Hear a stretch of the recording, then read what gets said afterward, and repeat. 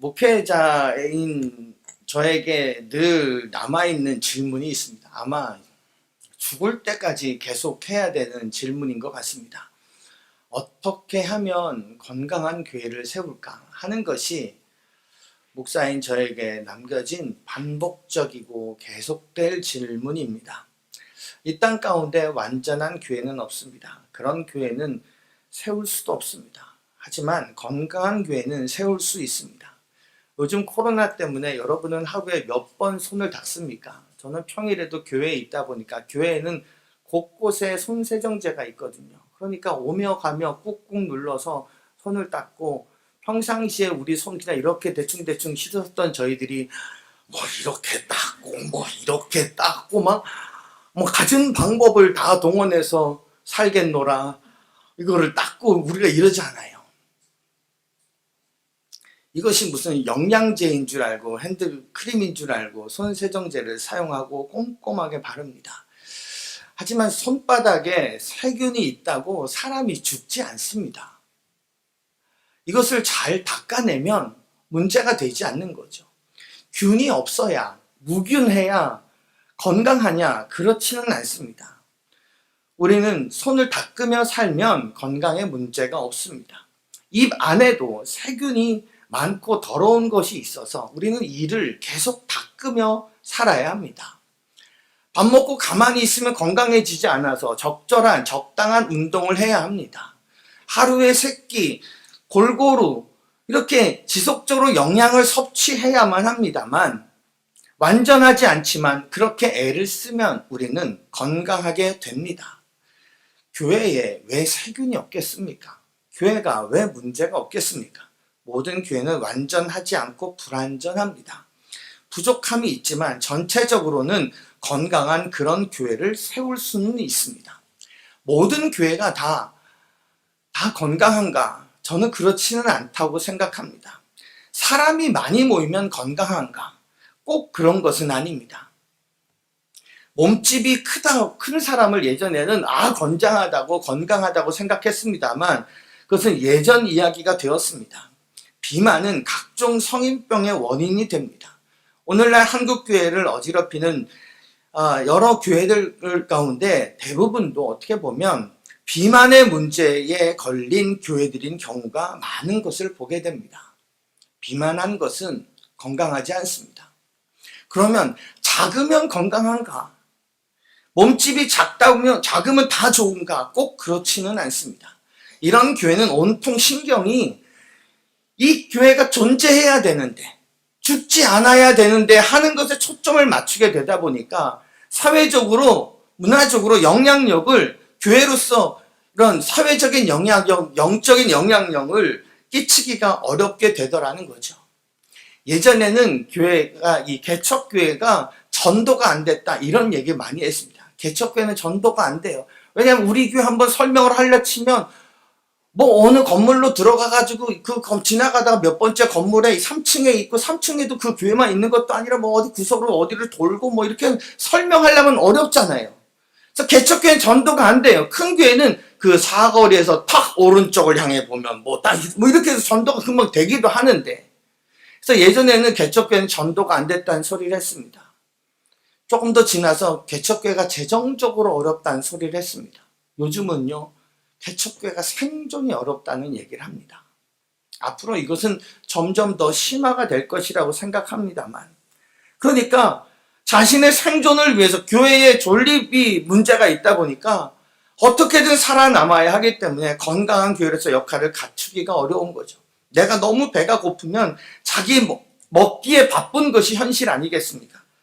교회로서 존립하기 위해 온통 신경을 쓰고 있기 때문에 건강의 문제는 조금 잊을 수 있다는 거죠. 교회는 세상을 위해 존재합니다. 그러나 너무 작으면, 너무 힘이 없으면, 영향력이 없어서 세상을 위한 그 어떤 일에 참여할 능력 자체가 없게 될 수 있습니다. 건강한 교회는 모이는 성도 수에 판가름 나는 것은 아닌 것 같습니다. 그럼에도 불구하고 건강한 교회에 대한 추구와 생각은, 이런 것에 대한 갈증은 목회자들뿐만 아니라 모든 성도가 늘 품고 있어야만 합니다. 그래야 건강한 교회가 됩니다. 성경이 말하는 건강한 교회 모델 가운데 한 교회가 오늘 본문에서 나오는 안디옥 교회입니다. 본문의 내용은 이렇습니다. 앞부분의 19절 말씀을 보시면 스데반이 순교했습니다. 그러고 나서 어떤 일이 일어났을까요? 순교라고 하면 죽은 건데 죽은 것은 안 좋은 거지만 기독교적 역사를 가지고 하나님의 관점에서 보면 참 영광스러운 일이고 누군가 핏값을 내었으니까 이제는 큰 대가를 얻겠지라고 생각하기 쉬운 그런 일이 바로 순교입니다. 영광스러운 일이니까요. 그 순교가 일어난 뒤에 한순간에 믿는 사람이 많이 생겨났을까요? 아니요. 그렇지 않았습니다. 그 순교 때문에 오히려 더 큰 박해가 일어납니다. 그래서 예루살렘에 있던 사람들이 예수님 믿는다는 이유로 예루살렘을 떠나서 추방당했습니다. 거기서 살 수가 없었습니다. 그래서 그 주변 지역으로 갑니다. 오늘 성경에도 나오지만 베니게와 구브로와 안디옥에 이르기까지 그 예루살렘 주변 지역으로 흩어집니다. 그렇게 떠난 사람들이 신앙을 버리고 조용히 살았느냐? 아니요. 베니게, 구브로, 안디옥 이런 지역에 가서 그곳에서 또 예수님을 전합니다. 예수님을 믿어서 고향을 떠나야 했던 사람들이 예수님 안 버리고 그곳에서 다시 예수님을 계속해서 전하는 사람이 되었던 거죠. 여러분, 이거 쉬운 일이 아닌 것 같습니다. 예수님 때문에 내가 손해를 봤는데 계속 그 예수를 전한다? 여러분, 이거 쉽지 않은 일입니다. 근데 그들이 그 지역에 가서 누구에게 복음을 전하느냐? 지역은 이방 지역입니다만 베니게, 구브로, 안디옥 다 이방 사람들이 사는 지역이지만 그곳에 있는 유대인들에게만 복음을 전했습니다. 자신들이 유대인이었으니까요. 그렇게 해서 복음을 받아들였던, 안디옥에서 복음을 받아들였던 어떤 사람들이 나는 원래 안디옥에 살고 있는 유대인이었으니까 이 안디옥에 있는 다른 헬라인들에게 복음을 전하기 시작했던 것입니다. 그렇게 해서 세워진 교회가 안디옥 교회가 되는 거죠. 처음으로 이방 사람들에게 복음을 전했던 거예요. 그 이야기가 20절, 21절 말씀 가운데 기록되었어요.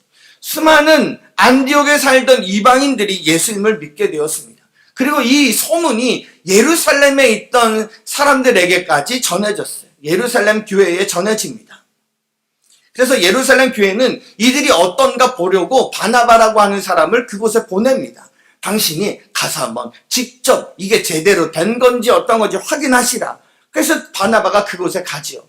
그 다음 2절, 23절 말씀에 보면 그가 이르러 하나님의 은혜를 보고 기뻐했다 그랬어요. 이방인들에게도 하나님의 은혜가 임하는구나. 이걸 철저한 유대인이었던 바나바가 깨닫게 된 것입니다. 그리고 어떤 일이 있어도 예수께 주께 꼭 붙어 있으라고 권면하고 나옵니다. 이렇게 시작된 것이 안디옥 교회입니다. 누군가가 먼저 복음을 이방인들에게 전했겠죠. 유대인들끼리만 왔다 갔다 했던 복음을 안디옥에 살던 이방인들에게 누군가가 전했겠죠. 그 누군가가 누굴까요? 성경에는 이 중요한 이방 선교를 처음으로 했던 그 사람이 기록되어 있지 않습니다.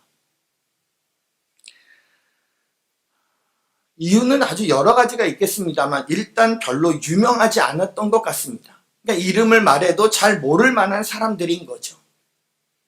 어떤 무명의 그리스도인이 안디옥에서 복음을 전하고 자연스럽게 교회가 세워졌던 겁니다. 교회는 유명한 힘이 있는 유력한 몇몇 사람들이 이끌어가는 것이 아닙니다. 무명의 사람들이 교회의 중심을 이루는 것입니다. 겉으로 보기에는 다 목사가 하는 것 같고 장로님들, 권사님들, 집사님들이 다 일하는 것 같아도요. 보이지 않게 자신의 자리를 지키고 있는 무명의 그리스도인들이 교회를 움직이고 교회를 세워나가게 되는 것입니다. 아무도 시도해보지 않았을 그 일, 이방인들에게 전했던 그 일을 무명의 어떤 사람들이 했던 것이고 그것이 안디옥 교회의 시초가 되었던 겁니다. 그렇게 세워진 교회가 자리를 잡게 된 것은 바울과 바나바와 다소로 내려가 있던 사울이 함께 안디옥에 오면서부터 그들을 1년 동안 가르치고 나서 이들이 비로소 그리스도인이라는 소리를 듣게 되었습니다. 그때서부터 안정화되기 시작합니다. 그 이야기가 26절 말씀에 기록되어 있습니다. 만남에 안디옥에 데리고 와서 둘이 교회에 1년간 모여 있어 큰 무리를 가르쳤고 제자들이 안디옥에서 비로소 그리스도인이라 일컬음을 받게 되었더라. 그리스도인이다라는 말을 처음으로 듣게 됩니다. 세워진 지 이제 겨우 1년 정도 된 안디옥 교회.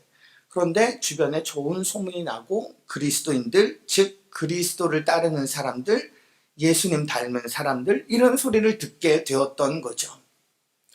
여러분, 이게 정상입니다. 예수 믿는 사람들이 그리스도인, 그리스도를 닮아가는 사람들이라는 세상의 평가를 듣는 것이 지극히 정상적이고 상식적인 평가입니다. 예수를 믿는 사람들이니까 예수님을 닮아가는 것을 보는 것, 이것이 세상 사람들이 보기에는 정상이라는 거죠. 교회에 다니는 사람들이 단순히 교회 출입하는 사람이 아니라 정말 예수님을 닮아가는 사람이라는 소리를 들어야 하지 않겠습니까? 세상은 예수 믿는 사람이 예수님처럼 행동하고 예수님처럼 생각하고 예수님처럼 말하고 예수님처럼 살아가는 것을 절대 뭐라고 말 안 합니다. 반대로 예수를 믿는다는 사람들이 예수님처럼 행동 안 하고 예수님처럼 말 안 하고 예수님처럼 생각 안 하고 예수님처럼 살지 않으면 그걸 뭐라고 그런다는 것입니다. 그리고 그런 판단이 지극히 상식적이라는 것, 정상적인 판단이라는 거죠. 다시 얘기해서 예수 믿는 사람이 예수님처럼 행동 안 하고 생각 안 하는 것, 이것이 문제라는 것입니다. 별반 다름없이 지내는 것, 이것이 문제라는 거죠. 그런 생각을 해봤습니다. 사람들은 아름다운 성산교회를 보면 뭐라고 얘기를 할까? 여기에 이 지하실에 교회가 있는 줄은 알긴 알까? 아름다운 성산교회, 그 앞에 뭐 단지 상가에 있는 교회, 조그만한 교회, 지하실 교회, 뭐 이러지 않을까? 우리에게서 뭘 기대할까요? 그들은 예수님 닮기를 기대합니다. 당연한 일이고 지극히 상식적인 반응입니다. 그럼 우리는 예수님을 닮아야 합니다. 그리스도인이 그리스도인이라는 소리를 들어야 되지 않겠습니까? 예수님을 닮아가기가 쉽습니까? 잘 안 되죠. 어떻게 해요? 흉내라도 내야죠. 잘 모르겠으면 따라라도 해야죠. 모르겠으면 따라라도 하고, 잘 안 되면 마음은 안 움직이면 흉내라도 하고, 매일매일이 안 되면 가끔씩이라도 하고. 예수님이라면 어떻게 하셨을까? 이 생각이 매일매일이 잘 안 되면 가끔씩이라도 내가 도전을 해봐야죠. 내 스스로에게. 너는 예수님이라면 어떻게 할래? 이 상황에. 이 상황에 예수님이라면 어떻게 할래? 그렇게 하다 보면 용기가 생기고 믿음이 생기게 되는 거죠. 그래야 우리끼리 그리스도인이 아니라 세상 사람들이 말하는 사람들이 그리스도인이라고 말해줄 것이 아니겠습니까? 안디옥 교회는 어떻게 그리스도인이라는 소리를 들었을까요? 뭔 일을 도대체 했을까요? 안디옥 교회의 그 높은 지도자 그룹 리더십에서 뭐 행정적으로 뭔 일을 제대로 했기 때문에 이랬을까요? 그 교회의 대표 조직이 그리스도를 닮은 어떤 일을 한 것일까요? 아니요. 사람이 한 겁니다. 교회 조직이 한 것이 아니라 사람이 한 겁니다. 그 교회 사람이 예수님 닮은 행동을 한 것이죠. 그래서 사람들이 그리스도를 닮았다고 말했던 겁니다. 이런 의미에서 내가 교회입니다. 내가 그 교회 다니는 사람이 아니라 내가 교회입니다. 내가 아름다운 성산교회입니다. 임성택이가 아름다운 성산교회입니다. 고린도 후서 3장 2절 3절 말씀에 보시면 이런 구절이 있습니다. 고린도 후서 3장 2절에 보시면 너희는 우리의 편지라 우리 마음에 썼고 뭇 사람이 알고 읽는 바라 너희는 우리로 말미암아 나타난 그리스도의 편지니 이는 먹으로 쓴 것이 아니요 오직 살아계신 하나님의 영으로 쓴 것이며 또 돌판에 쓴 것이 아니요 오직 육의 마음판에 쓴 것이라. 우리가 편지라는 겁니다. 그리스도의 편지. 그래서 예수님이 내 마음에다가 써놨다는 거예요. 그리스도의 뜻을. 누구 알라고, 무슨 사람들이 알라고, 세상 사람들이 알라고 나의 마음에 그리스도를 써놓으셨다는 거예요. 그러면 우리가 이걸 좀 자연스럽게 드러내는 삶을 살아야 되지 않겠느냐는 것입니다. 그래서 이것이 읽혀지니까 나는 자연스럽게 그리스도인이 되는 것입니다. 그리스도에 써놓은 이 글들이 읽어지니까 그들의 평가가 맞는 것입니다. 이것이 건강한 교회의 모습입니다. 여러분, 예수님이 없으면 교회가 없습니다. 예수 없으면 성도가 아닙니다. 내 안에 그리스도가 없으면 교회는 이루어지지 않는 것이고, 내 마음에 예수가 없으면 성도일 수 없는 것입니다. 예수를 잃어버리면 진짜를 잃어버리는 것입니다. 우린 모두 예수님 닮은 진짜 그리스도인들이 되시길 주의 이름으로 축원합니다. 안디옥 교회가 건강한 교회였음을 보여주는 하나의 사건이 기록되어 있습니다. 안디옥 교인들이 한 소식을 듣습니다.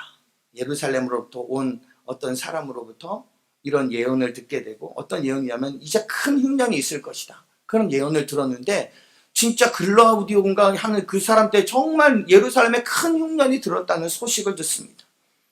그리고 이들을 도와야 되겠다라고 마음을 먹고 구제헌금을 드려서 바나바와 사울 편에 그 구제헌금을 드렸던 거죠. 이제 1년여밖에 안 된 이 교회가 남을 돕습니다. 아직은 어린, 그러나 건강하게 잘 자란 안디옥 교회의 모습을 봅니다. 당시의 예루살렘 성전은 어마어마하게 컸습니다. 안디옥 교회 이들에겐 거대한 건물이 없습니다.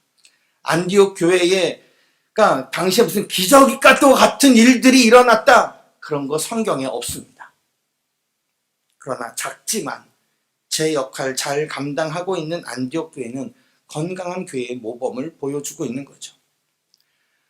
우리 아름다운 성산교회가 다음 달부터 새롭게 후원하게 되는 교회가 한 곳이 있습니다. 이제 막 몇 년 안 된, 스타트업 한 지 얼마 안 된 그런 누군가의 후원과 도움이 필요한 교회입니다. 그 교회는 누군가가 돕지 않으면 존립이 좀 어려운 교회이기도 합니다. 그래서 목사님이 평일에는 다른 데 나가서 일을 하셔야 되는 교회인 거죠. 그래야만 교회 운영이, 교회 살림이 가능하기 때문에 그렇습니다. 그런데 제가 어떠한 교회인가 알아보려고 교회 홈페이지를 들어가서 봤습니다. 그런데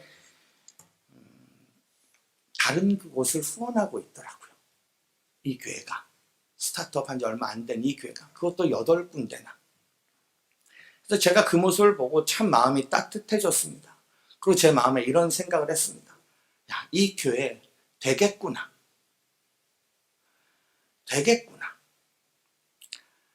그런데 이게 되겠구나가 교회가 앞으로 크게 성장할 것이다, 이런 얘기를 한 것이 아닙니다.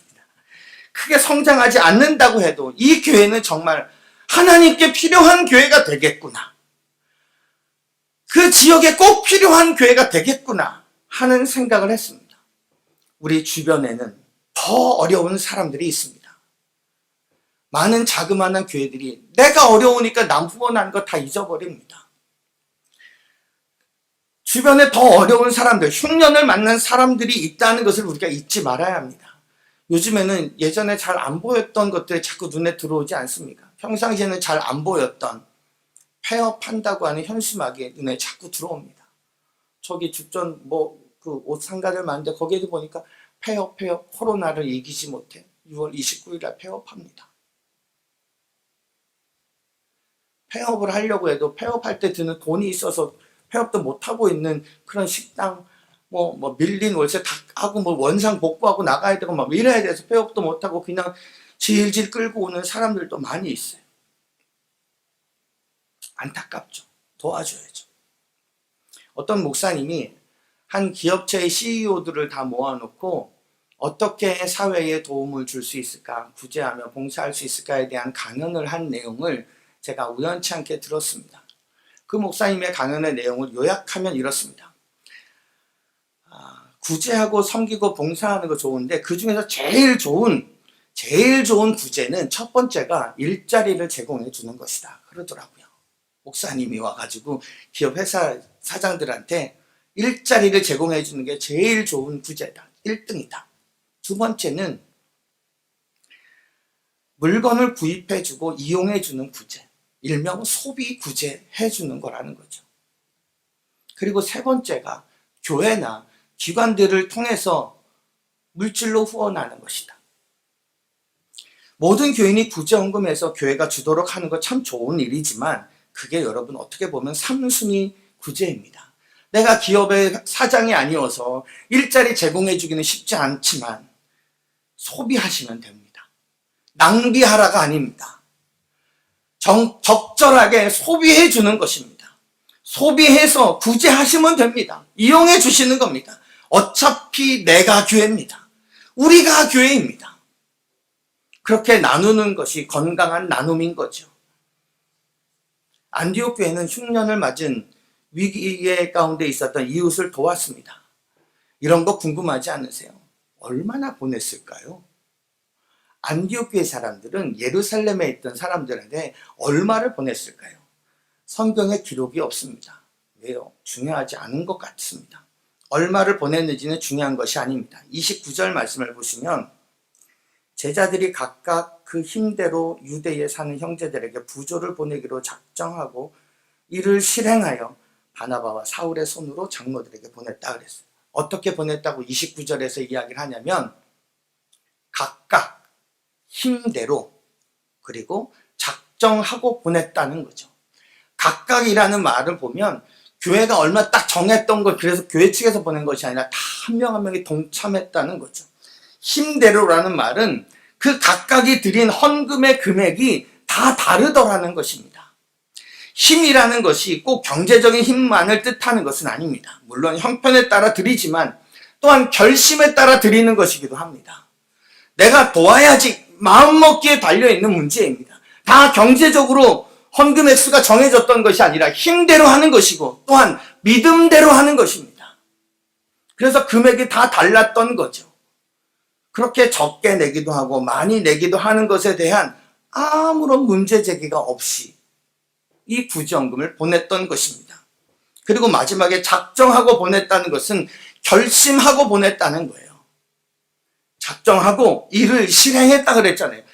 그러니까 자 주머니에 있는 것에서부터 10,000원짜리 나오고 뭐 이렇게 해서 바구니 돌려서 그때 순간적으로 걷었던 것이 아니라 계획했다는 것입니다. 구제는 이렇게 하는 것입니다. 할 것 다 하고 하는 것이 아니라 이것이 건강한 안디옥 교회의 모습인 것 같습니다. 코로나로 힘들어하는 주변 사람들을 볼 때 저는 마음이 좀 안타까웠습니다. 그래서 작은 거라도 좀 격려라도 되고 위로라도 됐으면 좋겠다 싶어서 의료진들에게 여러 병원의 의료진들 또 주변에 있는 상가분들한테 몇 차례 그렇게 음료수로 격려한 적이 있습니다.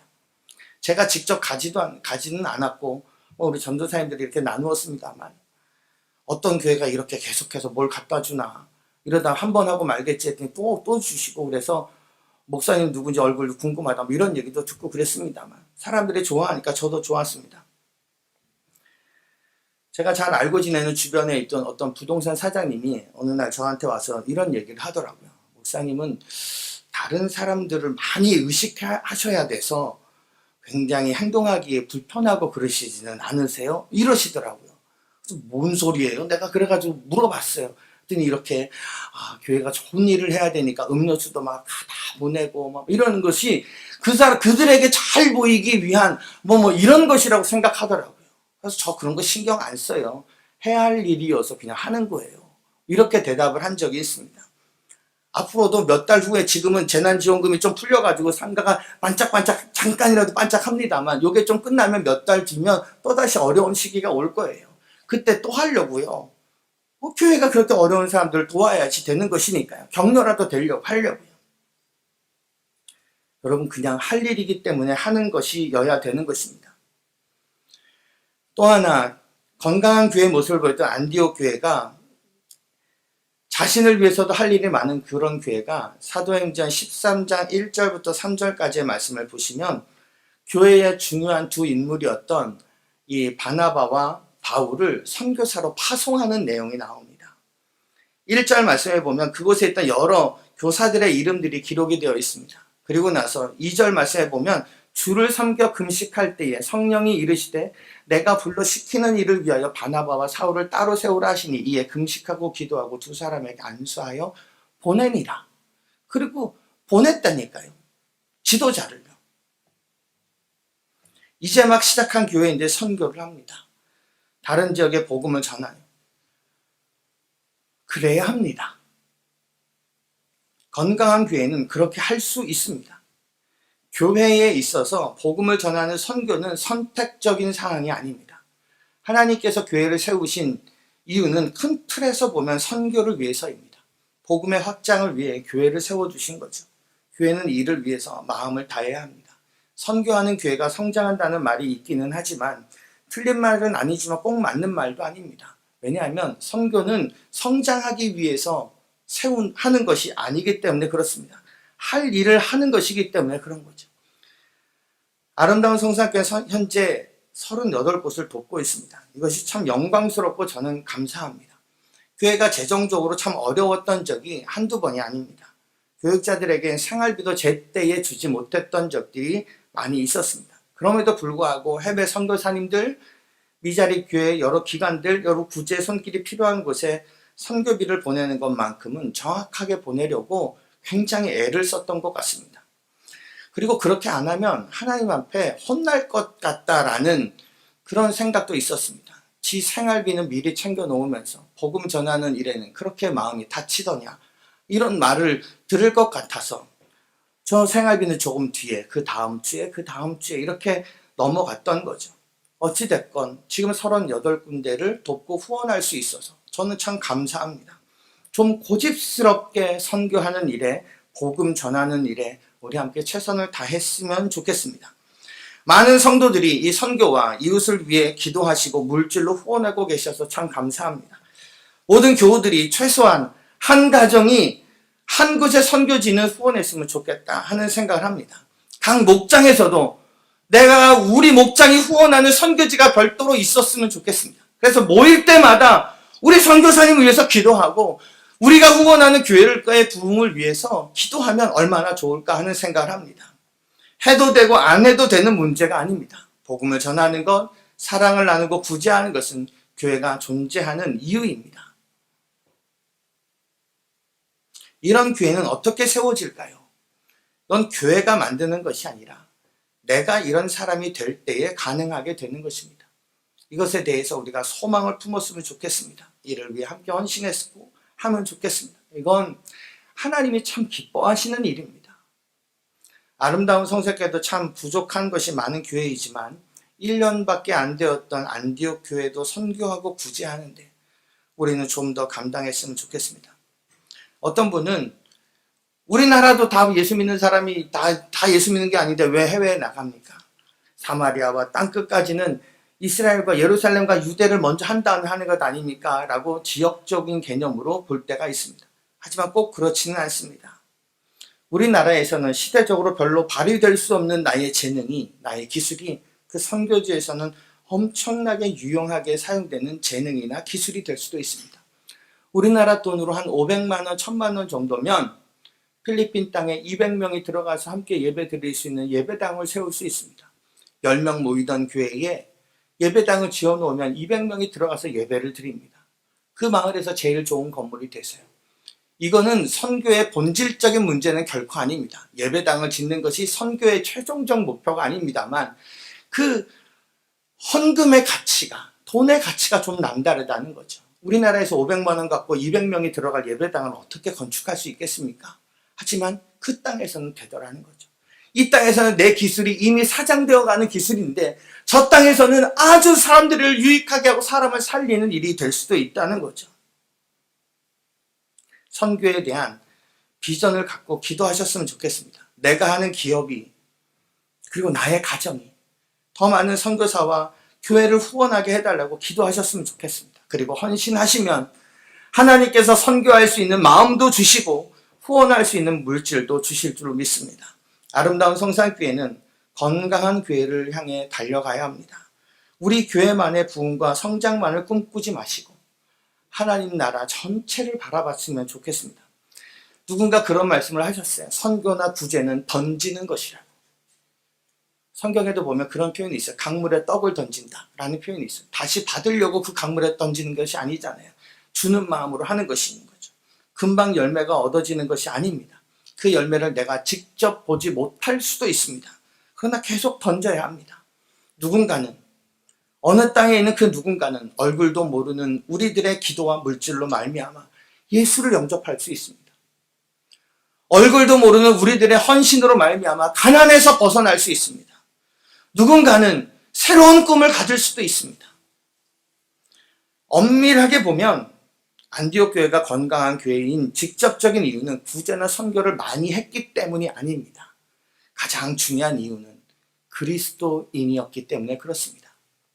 즉 예수님 닮은 사람들이었기 때문에 가능했던 거죠. 앞으로 몇 주간 교회에 대한 말씀을 함께 나눌 텐데, 첫 번째 우리가 기억해야 될 것은 내가 교회입니다. 내가 아름다운 성산교회입니다. 내가 예수님을 닮아가면 아름다운 성산교회가 해야 할 일을 하는 예수님 닮은 교회, 부족해도 건강한 교회 될 수 있을 줄로 믿습니다. 이 길에 함께 헌신하시고 함께 걸어가시길 주의 이름으로 간절히 축원합니다. 아멘.